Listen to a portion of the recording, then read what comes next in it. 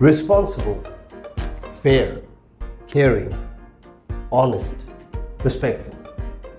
আমরা সবাই চাই, we believe, আমাদের প্রত্যেকটা বাচ্চা তাদের ভিতরে এই ভ্যালুস, এই মূল্যবোধগুলো নিয়েই গড়ে উঠুক।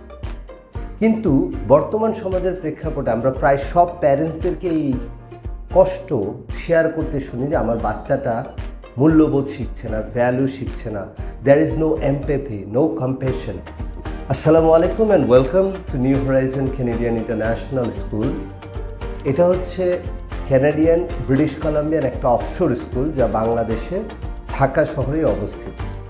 এবং এই স্কুল ক্যানাডিয়ান ব্রিটিশ কলাম্বিয়ান এডুকেশনের পাশাপাশি আমরাই একমাত্র শিখাচ্ছি বাচ্চাদেরকে একটা internationally affiliated course based on ethics and morality called খেলসোস চয়েস।